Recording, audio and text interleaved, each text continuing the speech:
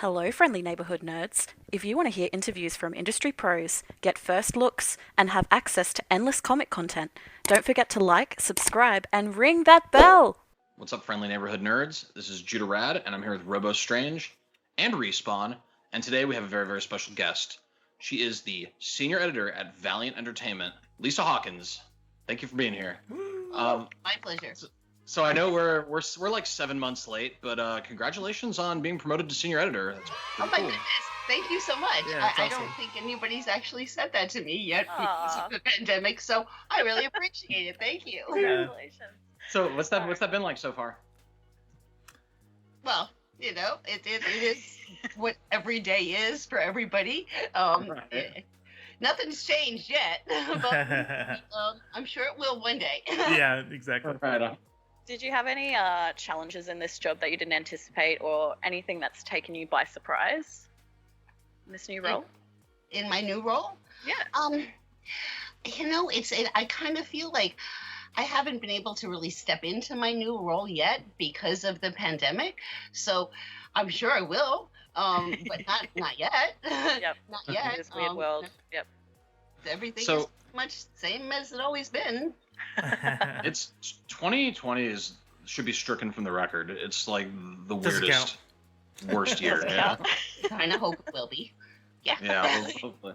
So what I'd like to know, Lysa, is kind of what we all of us in the comic YouTube world would call your origin story, and how you got into comics, and Oh boy. yeah, You want that story? That's a I long do. story. All right. All right. Well, sit back.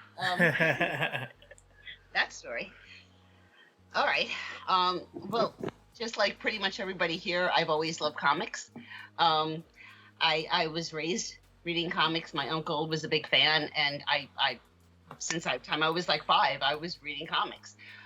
I even worked in a comic book store as a teenager. When I went to college, I studied mythology. And what is mythology? What is comics, if not modern myths? But it never occurred to me to be in the comic book industry. Never.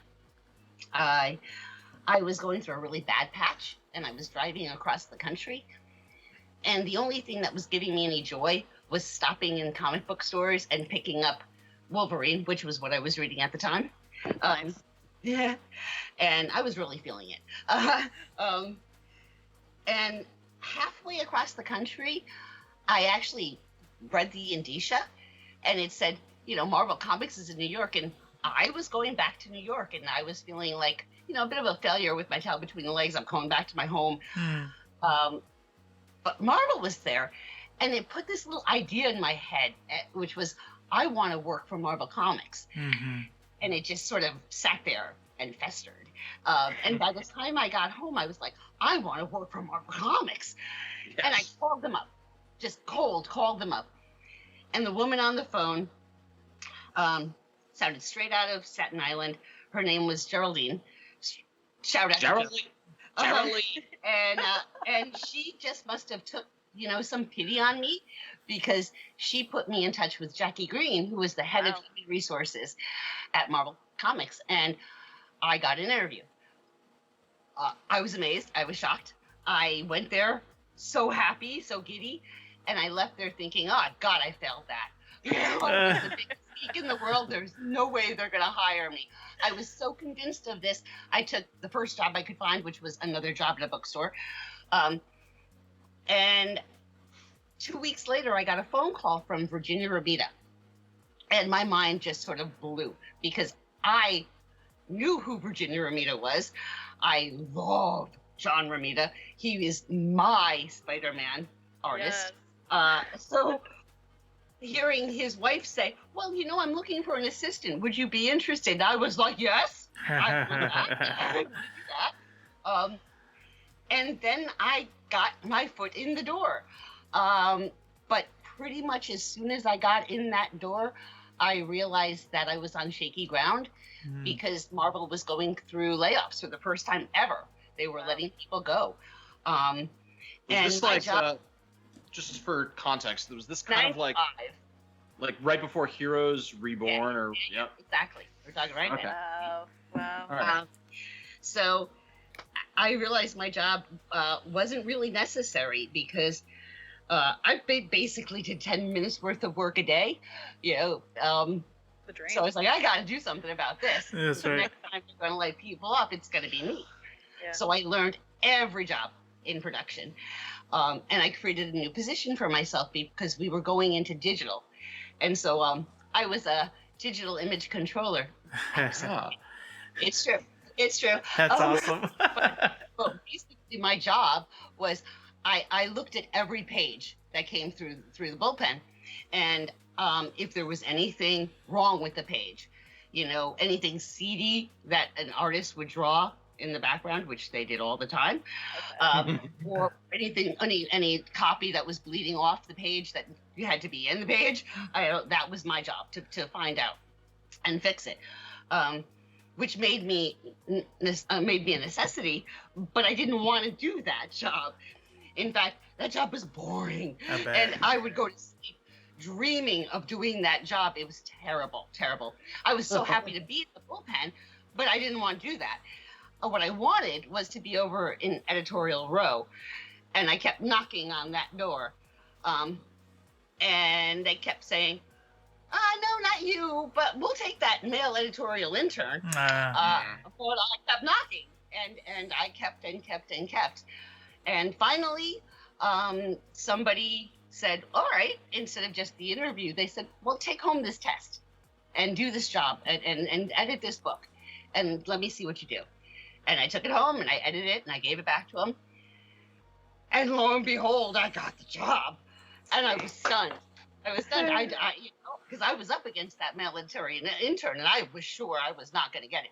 People from production didn't get into editorial. That was not the way that went, you know. But I got the job, and then I had to say to them, and I was applying for a position as the assistant to 2 associates, which meant like I was going to like do 12 books. I was going to be like totally over one. But I had to tell them the truth, which was, guys, I'm 3 months pregnant. And I was sure they would say, male editorial intern. Yeah. But they didn't. To their credit, they said, so what? And that was it. That's awesome. Wow, that's awesome. And then here you are. That's super cool.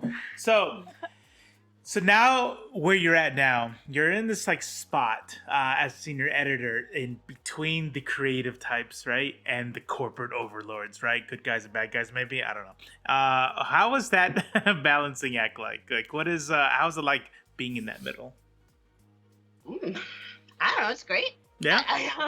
I consider myself incredibly blessed. Nice. Oh, I love my job. Awesome. I'm just very happy. Awesome. Yeah. All right. That's Yeah. awesome. We're Cool. we're loving the titles that you've been editing too, like Thank especially Rye. Like that's a real fun. Yeah, it's super fun. What mark do you want to leave on Valiant? Like what would you be happy with if your legacy was left in a certain way? What are you envisioning for your career? Well, I mean, honestly, I'm so incredibly proud of all the books I have created for Valiant. I am so happy to be doing the job that I feel like I am the best at. You know, I mean, how many people are that lucky? I am a good comic book editor. That's me. I can do that job, and I'm so blessed to be able to do that job. And if it was taken away from me today, I kind of feel like, what was that song from A Chorus Line? What I Did for Love. You know, I am so proud of what I left behind. Especially Rye. I have to say, Rye. It's Rye, so good. My very, you know, that when I started Zip, when I started Valiant, they gave me 3 books. They gave me Punk Mambo, Rye, and Roku to get off the ground. And Roku, I had a little bit of trouble getting off the ground, but Rye and Punk, I got off the ground right away. And I knew right away who I wanted for both of those books. And I'm so incredibly pleased. You know, Rye has been a journey for me. Mm. You know, I like it because every time I read it, I get so excited when I get a new script in from Dan, and it always leaves the little hair on my arms going up, like yay, you know. And so that's the beauty of it. I mean, I know that it's gonna get better. You know, when I decided Juan Jose Rip was going to be the artist on Rye, I knew it was going to be great, but I had no idea it was going to be gold until I saw that first page, and I was going, oh my God, I hate her. You know, wow, you know. And then it's just like, let's see how far it can go. Rajan is so great. Oh, he's my baby. I love him. He's so good. I love him. Well, I mean, he's, you know, in the end, he's the one you root for, right? Because he's absolutely. He's the most human. He's the most human of the two characters, which is ironic. Yeah. So this is something I've always wondered, and I just haven't. We've spoken to editors in the past, and I always forget. But I remember this time, so that's good. So you're working.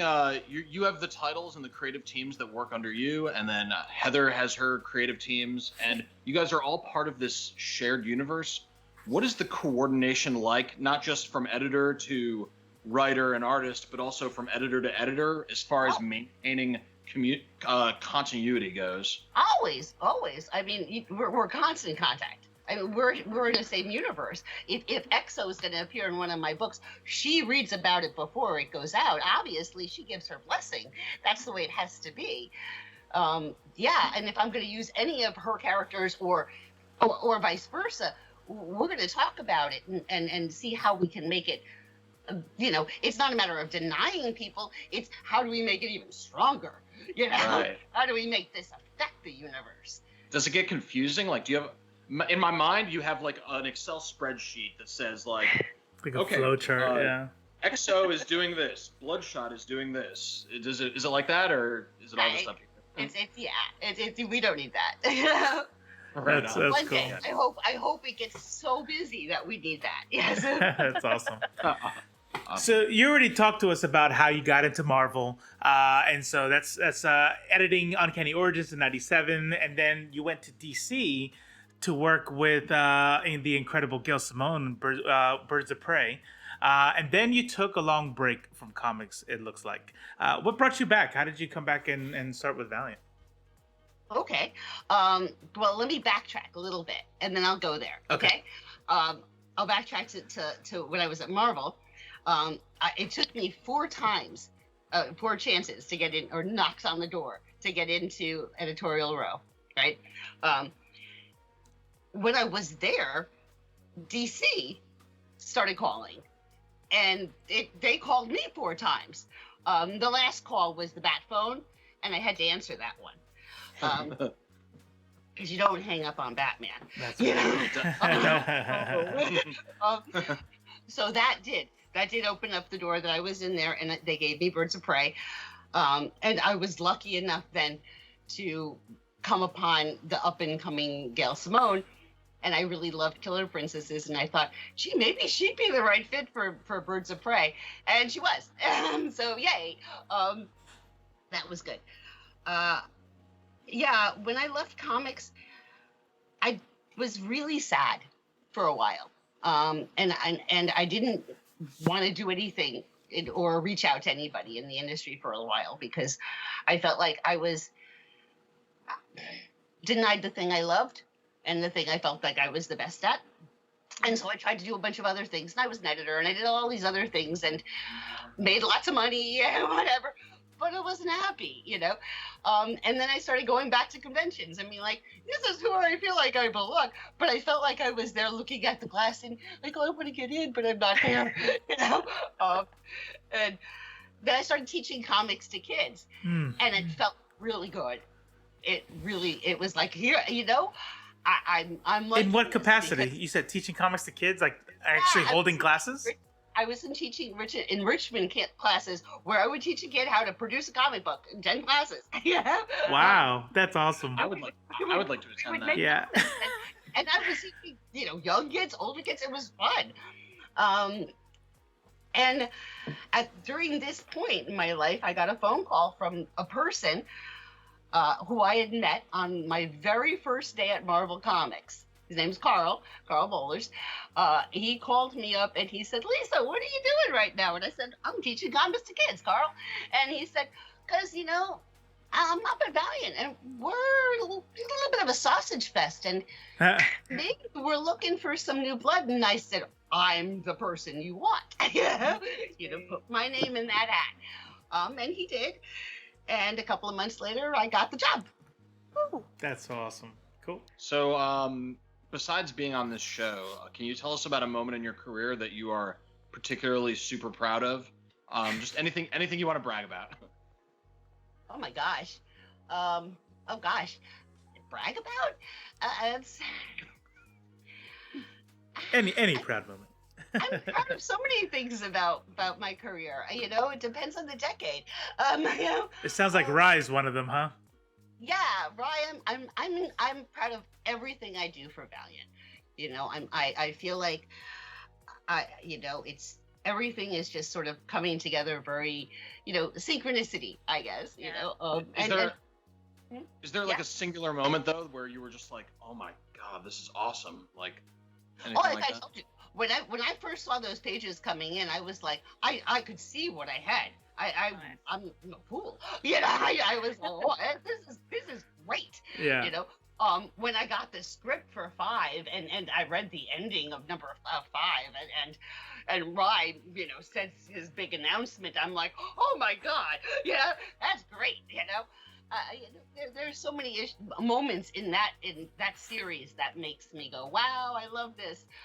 Like I say, Loki, the house that she haunts me. That's such a creepy issue. I love it. Haunts me, because I, gotta tend to be that person, to be or AI, Right. Sure. I have to bring up before I ask this next question. We're interviewing Mags soon, and she wrote Dr. Mirage. Yeah. So it is just one of the best things I've ever read. Dr. Mirage I'm just so fucking happy. blew my mind. Yeah. What was it like working on that? Because that title just blew me away. I loved it. Yeah. I loved it. It was one of those projects that I inherited.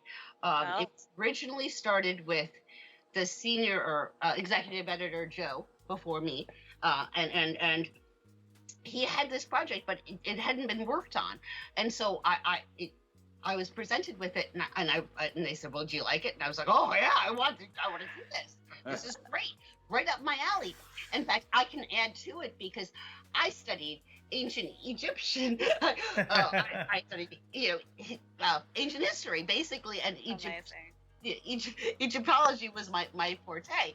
So I was like, we're going to go right into this, and so I was able to really kind of build it out more. In fact, it was only 4 issues. We made it 5. We added more stuff in it. We did it.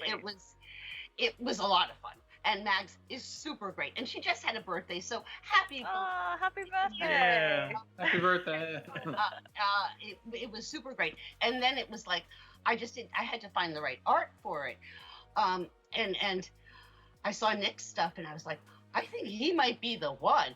And so I reached out to him and got him. And then it was just Jordy just meshed it all together. It was like, yay! No. So I am incredible. so super proud of Dr. Mirage. Yeah. The art is next level. You definitely made a good choice. I want to know in this year, what have been your top reads, Valiant or otherwise? What can you recommend that we should be reading in 2020? Wow. Okay, now I'm going to feel sheepish because I honestly, the things I've been reading mostly are comics, like my comics, Nothing wrong with that. It's allowed. Like I have can't see because I'm in a spaceship, but right over here I have a library. Right by the robot. Yeah, that's it. So let's see, what have I been reading? I read some trash books. Just because I needed to keep my sanity, like Crazy Rich Asians trash, which amazing, completely fun. I've read To Catch and Kill, which made me want to cry. Yeah, I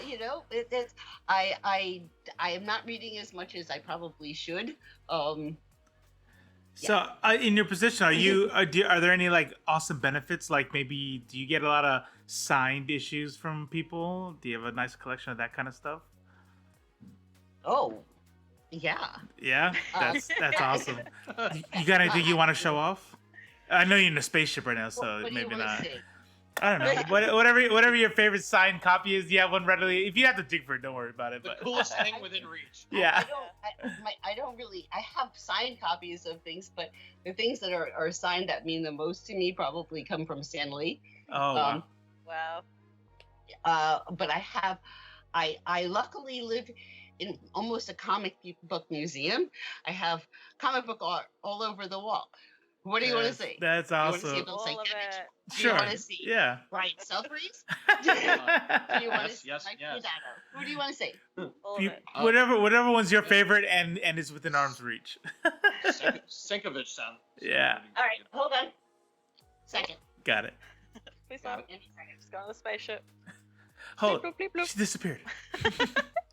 She's disappeared. The technology's amazing. I am way behind.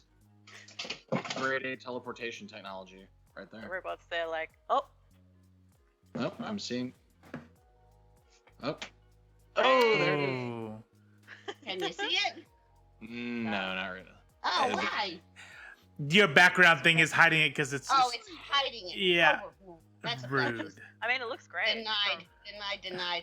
Oh. Sorry, I'm not teasing you with it now.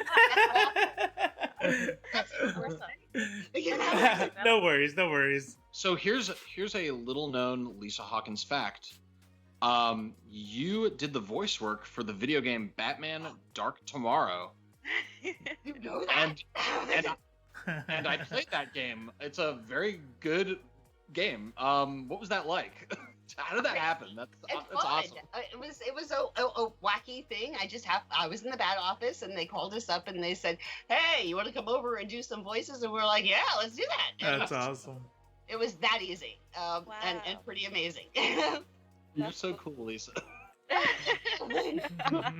all That's sitting awesome. here like, wow. So I know I've asked you about books, but are you watching any TV shows or movies or anything fun while we're isolated? Well, what we do in the shadows, I have to recommend so to funny. everybody always. Yeah. Incredibly fun, and everybody needs a laugh right now. Season 2, when they brought in all the other vamps, I lost my shit. Have you seen that yet? Oh yes. Yeah. Oh my goodness. So funny. I'm trying to get my kid to watch it with me.